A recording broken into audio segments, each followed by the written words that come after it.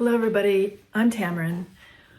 My purpose here is to help women help themselves by showing that, or illuminating that subtle something that's hard to spot that blocks women from evolving in the way that they want to go and from improving their place in life.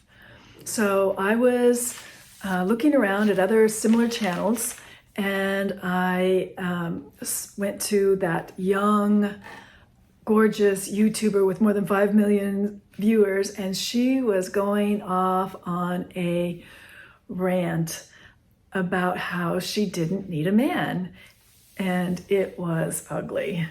It was also delusional because she has already told us that she got a rich boyfriend who gave her a lot of money, and she went straight to a therapist with some of it. And that's what her channel is about, her fabulous lifestyle and what she learns in therapy. Then I looked around some more and found another guy on YouTube who was going out to various places in public and asking random women, putting a microphone in their face and saying, "Do you need a man?" And of course, they'd all say no. Then there's other TV shows that are geared towards women with all women hosts, and they were going off about how they didn't need a man. So not needing a man apparently is a thing. So before I go on anymore, I just want to tell you where I'm coming from. So I am and have been a financial advisor in Beverly Hills for many, many years. I started out with Lehman Branch at Shearson Lehman Brothers, which became Smith Barney, and then it became Morgan Stanley. Then I went to Merrill Lynch, and I was always with a big firm. Recently, I went independent, so now I'm an independent investment advisor, but I always built my business by myself. I was a sole practitioner is what they call that. And what that means is I was never on a team. Nobody helped me. I built my business myself. And in fact, they did give me a very hard time.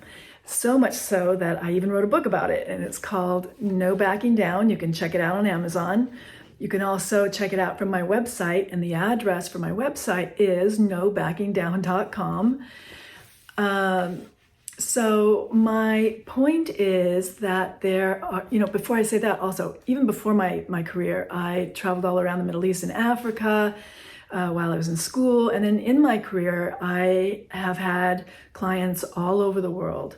So my point is that there's not very many women out there who hold anything over me in terms of independence or ambition or self-sufficiency.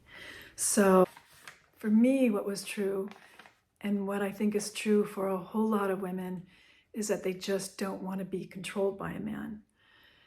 And they also don't want to live with the disrespect that kind of situation engenders. So if you don't want to be controlled by a man, i.e., you don't need a man, well then make your own money, pay your own bills, and support the lifestyle that you want to live, or at least be able to.